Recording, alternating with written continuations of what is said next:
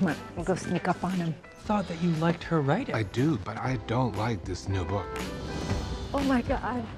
Oh my God. I think I'm gonna throw up. God, right here? No, I don't think I can. I can't.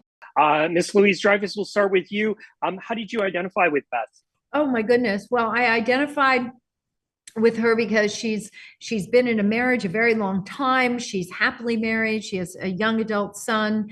She's a creative person, and all of these things were identifiable to me. And then of course I completely related to her, the sort of cataclysmic event that occurs, not because it's occurred to me, but in my own life, but because I could fantasize about it happening and understand how devastating, in fact, it would be. So it was fun to play as an actor.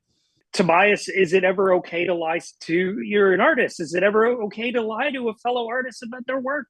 That's the big question, isn't it? I mean, I don't have the answer for you. I think mainly it's not a great thing to do.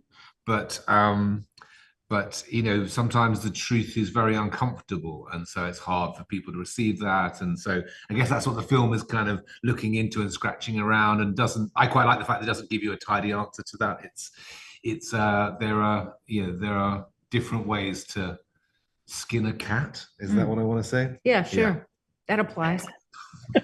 We're a double cat household in here, so we don't want to hear that. Okay, no skinning of cats. I apologize. My bad. Beth and Dawn, they both have doubts about their careers at one point in the movie. To you both, how have you dealt with that in your own lengthy careers in Hollywood?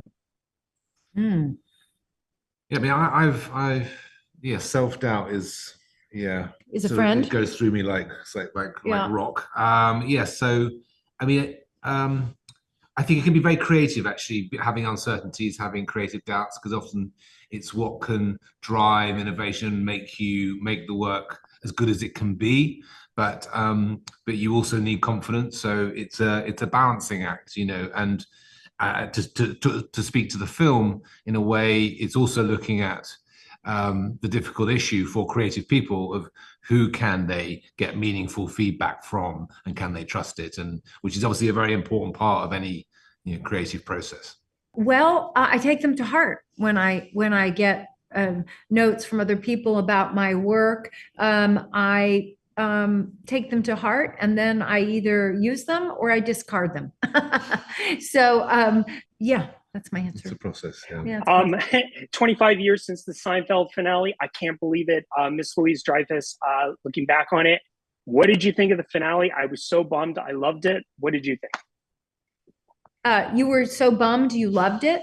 What do you mean? No, I was bummed that it was over. And you were bummed that it was over. Got it. I was bummed it was over. It was endings are difficult, and that was a big proper ending that was kind of a long story. Yeah, exactly. We had a ball making that final episode. I know there was a lot of